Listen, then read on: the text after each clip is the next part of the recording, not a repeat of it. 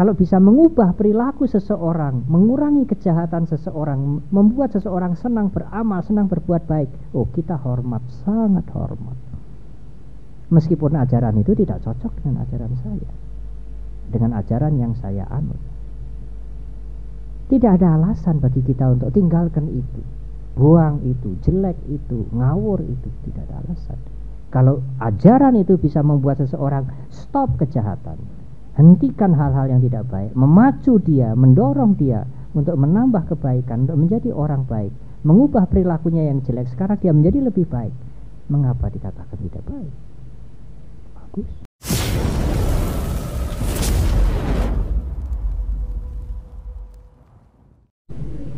Ibu bapak, ada banyak agama di dunia ini saya merasa justru baik. Memang saya menganut agama Buddha. Bagi saya agama Buddha itu benar. Selain benar juga cocok bagi saya. Tapi orang lain juga tidak bisa, kita tidak bisa berpikir bahwa orang lain juga harus cocok dan melihat bahwa agama Buddha itu benar seperti saya, tidak bisa. Salah satu contoh, ada seorang anak di Jakarta yang ikut naik pesawat yang masuk ke WTC itu. Habis jenazahnya tidak bisa dicari, lumer. Karena baja saja lumer, jenazahnya ya lumer. Bagaimana umat Buddha melihat itu? Bagaimana umat Buddha menghadapi itu? Dia akan melihat, ya, akibat karma telah berbuah. Meskipun itu toh tidak mudah untuk memberikan pengertian kepada dirinya. Dia membutuhkan teman, dia membutuhkan kalyana mitra untuk memberitahu, untuk mengingatkan pengertian yang sudah dia mengerti. Tetapi Bante, dia bisa mengerti bahwa iya, Tuhan sudah mengambil anak saya kembali. Ya, saya harus menyerahkan. Dan dia juga tidak. Dia mudah sekali kembali keseimbangannya, kesedihannya tidak berlarut-larut. Silakan. Kalau dia cocok dengan pengertian seperti itu, silakan. Tetapi Buddhis mempunyai pengertian yang berbeda. Karena apa? Karena tidak semua orang cocok dan bisa menggunakan pengertian seperti itu. Saya tidak cocok pengertian seperti itu, tetapi tidak ada alasan bagi saya untuk menghujat, untuk mencela. Karena pengertian seperti itu masih cocok untuk banyak orang yang lain. Saya tidak cocok pengertian seperti itu. Mengapa? Karena saya berpikir, ya sudah dikasih kok diminta lagi. Dimintanya dengan cara yang mengerikan lagi, hancur dengan pesawatnya. Bagi saya tidak cocok. Hak saya untuk tidak bisa menerima pandangan seperti itu, sehingga saya memilih Buddhis. Tapi kalau yang lain menerima pandangan seperti itu dan cocok, saya tidak mempunyai hak untuk melarang. Toleransi Buddhis kan di situ. Tidak ada perintah di dalam kitab suci untuk menarik umat beragama lain menjadi Buddhis. Convert itu mempengaruhi dia menjadi Buddhis. Tidak ada perintah, tersirat apalagi tersurat, tidak ada sama sekali. Sang Buddha hanya mengatakan ada yang baik, sampaikanlah pada yang lain supaya yang lain mengerti. Karena kalau itu dilakukan akan membawa kemajuan. Ada yang tidak baik, sampaikanlah pada yang lain supaya berhati-hati. Karena kalau mereka melakukan yang tidak baik itu, mereka akan mengalami kehancuran. Hanya itu tugas kami para bhikkhu. Contribute, memberikan kontribusi kepada masyarakat, tapi tidak convert. Tidak ada perintah untuk convert, tetapi ada kewajiban untuk contribute, memberikan kontribusi hal-hal yang baik. Kalau Anda cocok, silahkan Anda pakai. Anda tidak cocok, tinggalkan. Mendengar uraian saya tidak ada kewajiban untuk mengikuti seluruhnya. Sebagian silahkan, tidak sama sekali juga tidak apa-apa.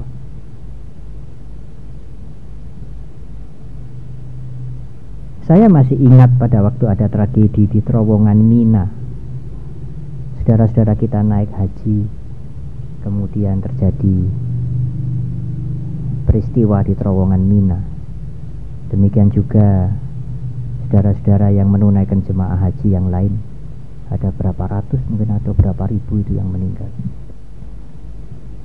Kemudian salah satu koran menulis, ya, kita harus menerima kejadian itu memang sudah dikehendaki dari atas sana, dikehendaki oleh Tuhan. Terimalah dengan ketenangan, dengan kewajaran. Saya ingat sekali paginya ada koran yang terbit kembali, kalau tidak Suara Merdeka KR, menulis komentar saudara MH Ainun Najib. Jangan menggunakan topeng kehendak Tuhan untuk menutupi kelemahan manusia. Bukankah para penyelenggara, bukankah mereka-mereka yang mengurus di Arab di sana, di Mina di sana, lalai, lengah, ceroboh, sehingga terjadi bencana seperti itu?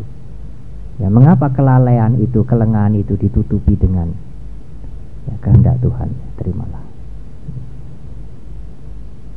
Ya, dia tidak bisa menerima hal itu dengan ungkapan seperti itu. Tidak apa-apa, silahkan.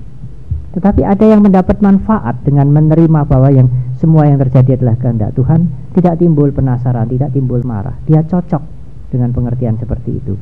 Silahkan. Masing-masing mempunyai alasan untuk menerima pengertian yang tidak sama.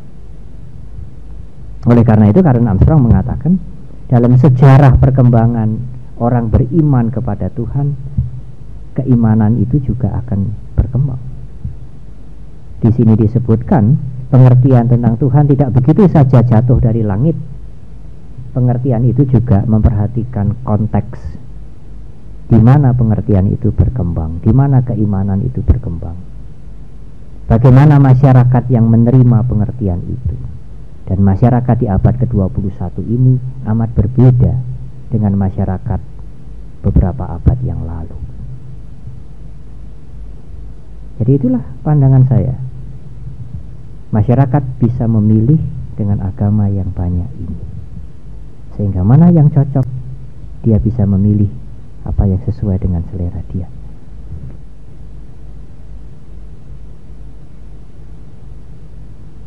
Ada satu orang yang anaknya sekolah di tempat lain, kemudian dia pulang.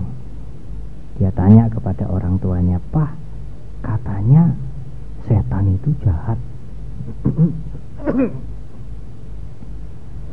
Kita tidak boleh dekat-dekat dengan setan. Kita harus mengutuk setan itu." Saya berpikir, ibu bapak, ya mungkin sekali lagi cara itu berguna, cocok bagi yang lain. Tapi bagi saya berpikir, apakah cara mendidik yang baik? Karena sejak anak-anak kita sudah diberikan musuh yang permanen. Timbul kebencian yang hebat sekali, karena setan itu selalu jahat dan tidak pernah habis.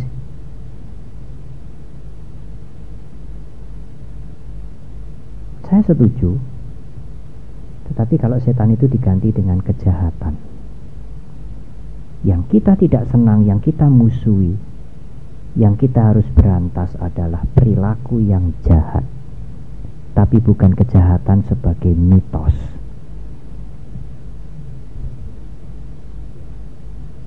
Di mana kejahatan itu? Ya semuanya, termasuk di dalam dirimu juga. Kamu harus memerangi kejahatan itu, harus stop kejahatan itu, supaya hidupmu bermanfaat bagi dirimu dan bagi yang lain. Tapi tidak melempar kejahatan itu kepada satu mitos. Dan sejak anak-anak kita sudah memberikan kebencian, memberikan musuh abadi kepada dia, menanamkan kebencian kepada dia. Itu akan berbeda kalau setan itu diterjemahkan sebagai kejahatan. Hadapilah kejahatan di dalam dirimu dengan sungguh-sungguh, dengan kewaspadaan. Hadapilah kejahatan yang ada pada orang-orang lain dengan kasih sayang, bukan dengan kebencian. Mereka yang berpikiran jahat, berkata-kata jahat, berbuat jahat, bukankah mereka itu sedang sakit? Menurut psikologi, mereka yang jahat itu mereka-mereka yang jiwanya sedang sakit. Bukankah kamu seharusnya menaruh cinta kasih kepada mereka, bukan kebencian? Kalau ibu bapak melihat teman-teman ibu yang tergeletak di rumah sakit, yang sakit, kasihan. Ibu bapak ingin memberikan obat, menolong karena sahabatnya. Kita menganggap semua makhluk sahabat kita. Kalau mereka berbuat jahat, mereka juga orang yang sakit. Bukan sakit fisiknya, tapi sakit mentalnya. Mengapa kita harus membenci? Bukankah kita harus kasih sayang? Apa yang bisa saya lakukan supaya kejahatan dia itu stop? Supaya kejahatan dia itu bisa berkurang, supaya dia bisa berhenti berbuat jahat. Saya kasihan melihat dia, karena nanti akibat penderitaan akan luar biasa kepada dia. Bukan kebencian, bukan ingin menghancurkan, bukan ingin melenyapkan, tetapi dengan kasih sayang ingin memperbaiki dia. Bagi saya pandangan seperti itu lebih cocok. Bukan menaruh dan menanamkan kebencian kepada setan sebagai musuh permanen. Sang Buddha mengatakan, ajaran yang kuajarkan ini akan bermanfaat kalau engkau praktek. Kalau ibu bapak hanya senang mendengarkan ajaran agama Buddha, wah agama Buddha memang masuk akal. Logika itu saya sangat memuji agama Buddha, hebat sekali. Saya berpikir apa gunanya? Kalau ibu bapak memahami, mengagumi agama Buddha, mengimani agama Buddha, tetapi tidak ada perubahan di dalam perilaku, tidak ada perubahan di dalam sikap, tidak ada perubahan di dalam cara berpikir, tetapi mengagumi sekali, iya, sebetulnya ibu bapak tidak beriman, hanya pengagum saja. Pengagum agama Buddha, pengagum hukum karma, bukan penganut hukum karma. Kalau ibu bapak menjadi penganut hukum karma, konsisten. Saya mengimani hukum karma, saya harus menghentikan hal-hal yang tidak baik, mengurangi hal-hal yang tidak baik, menambah hal-hal yang baik, karena kebaikan ini akan bermanfaat untuk masyarakat dan untuk saya. Kalau Anda cocok, kalau Anda setuju dengan paham, dengan pengertian hukum karma, tapi tidak ada perubahan di dalam perilaku ibu bapak saudara, bukan mengimani, hanya mengagumi, bukan penganut, pengagum, ya termasuk penggembira segala macam. Oleh karena itu di dalam satu buklet kecil transkrip dari khotbah saya di Mundilan saya sebutkan, Buddhis menghargai semua pandangan apapun. Keimanan kepada Tuhan menurut monoteistik atau panteistik seperti Hindu dan sebagainya. Kalau bisa mengubah perilaku seseorang, mengurangi kejahatan seseorang, membuat seseorang senang beramal, senang berbuat baik, oh kita hormat, sangat hormat. Meskipun ajaran itu tidak cocok dengan ajaran saya, dengan ajaran yang saya anut.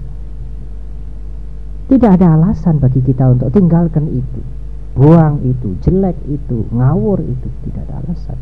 Kalau ajaran itu bisa membuat seseorang stop kejahatan, hentikan hal-hal yang tidak baik, memacu dia, mendorong dia untuk menambah kebaikan, untuk menjadi orang baik, mengubah perilakunya yang jelek, sekarang dia menjadi lebih baik, mengapa dikatakan tidak baik? Bagus. Persoalan mencapai kesucian, kebebasan ini adalah masalah yang lain lagi. Persoalan Anda tidak cocok adalah persoalan Anda. Silahkan Anda mengimani apa yang Anda cocok, tapi jangan menghujat yang diimani oleh orang lain. Karena yang diimani oleh orang lain itu juga berguna bagi mereka, meskipun tidak cocok bagi saudara. Karena itu kita tidak pernah pengkhotbah Buddhis dan sebagainya, umat Buddha juga tergelincir menganggap yang lain itu tidak benar, yang menganggap yang lain itu sesat, tidak pernah tergelincir kalimat itu. Karena itu pun juga berguna bagi mereka. Selama bisa mencegah mereka tidak berbuat jahat, mendorong mereka banyak melakukan amal kebajikan, mengapa tidak? Bukankah itu sesuatu yang berguna juga? Persoalan tidak cocok dengan saudara itu urusan saudara.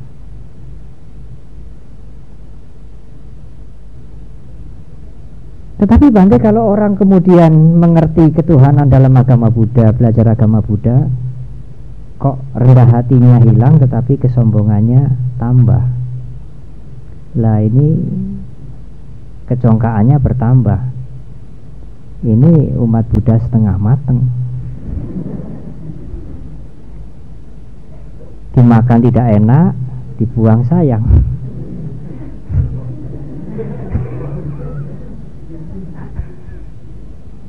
Sang Buddha sendiri juga mengatakan, kalau engkau mempelajari Dhamma persis seperti memegang ular.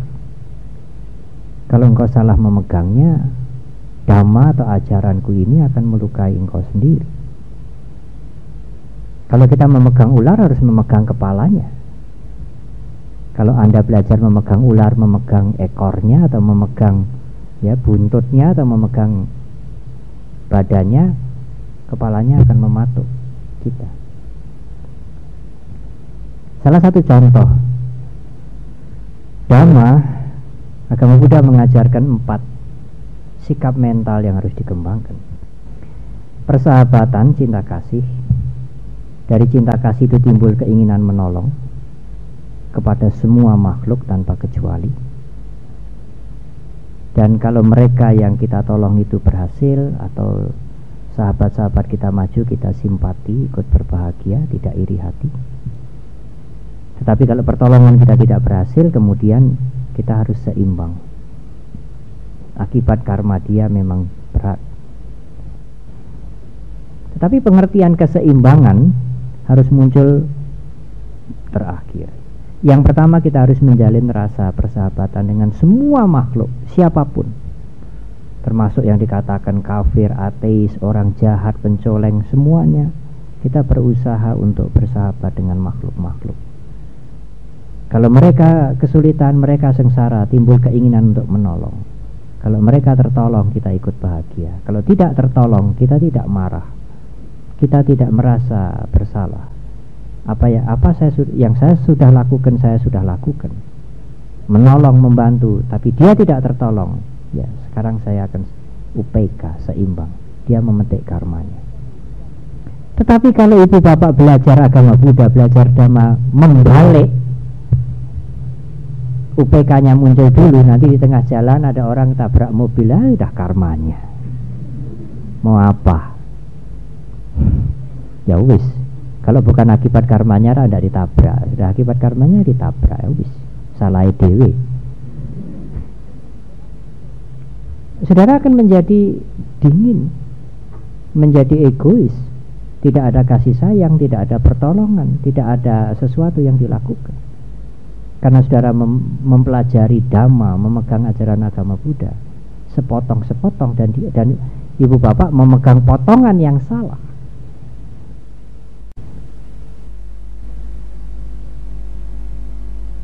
Bagaimana kalau kita bersahabat dengan semuanya, Bante? Bagaimana kalau kita menolong dengan semuanya? Bagaimana kalau kita membantu dengan semuanya? Bagus. Tidak usah kita mengembangkan UPK, tidak usah kita mengembangkan semuanya akan menerima akibat karmanya. Tidak lengkap juga. Karena kalau Anda sudah berjuang, Anda sudah menolong, kemudian tidak tertolong, Anda kemudian akan penasaran. Mengapa saya sudah melakukan, mengapa saya sudah berbuat sesuatu, tidak tertolong. Anda akan mengalami kegoncangan jiwa yang hebat. Kalau Anda hanya mengambil yang sepotong di depan, tidak melengkapi dengan semua yang terjadi karena akibat karma. Saya ingin mengomentari, bertobat tidak hanya sekedar menyesali aku telah berbuat yang tidak baik, tetapi berhati-hati untuk tidak melakukan kembali. Tidak ada urusan minta ampun dan sebagainya menurut pandangan Buddhis, tapi bertobat itulah yang lebih mendapatkan tekanan.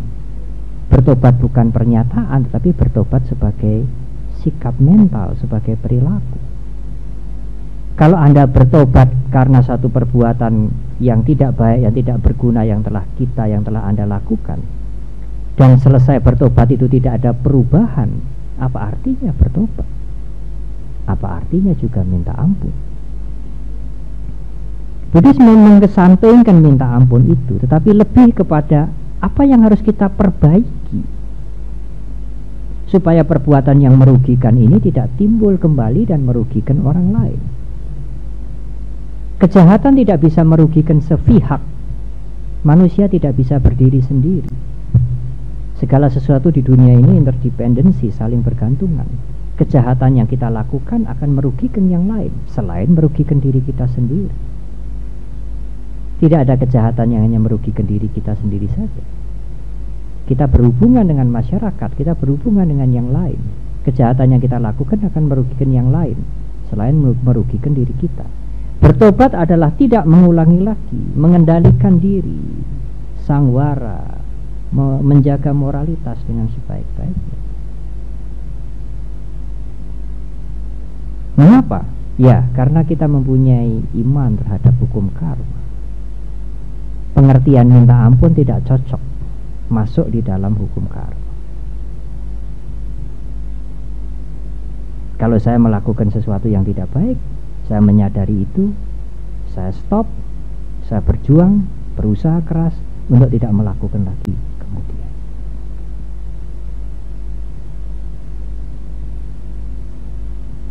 Tetapi Bante, kalau kita bisa menyadari kesalahan kita, menyadari kekurangan kita, kita bertekad memperbaiki diri kita supaya terjadi perbaikan, ada kemajuan. Tidak ada persoalan kita untuk minta ampunan dan sebagainya. Kan kemudian timbul kesombongan, timbul kecongkaan. Kecongkaan itu adalah kejahatan yang baru. Apa perlunya saudara menjadi congkak? Kalau saya bertanggung jawab terhadap diri saya, itu sudah wajar. Apanya yang harus saya banggakan? Saya harus bertanggung jawab untuk diri saya, untuk bisa menyelesaikan kuliah ini dengan baik, untuk bisa membangun rumah tangga ini dengan baik tanpa minta bantuan. Hasil apapun saya terima, saya syukuri.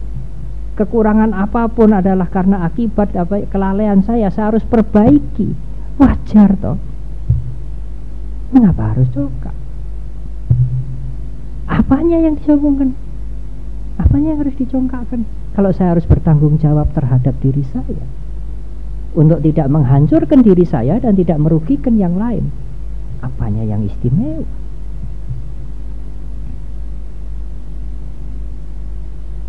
Tidak harus timbul kecongkaan, tidak harus timbul kesombongan. Bahkan kesombongan dan kecongkaan itu akan menghancurkan kualitas diri kita, yang kualitas baik diri kita yang sudah ada.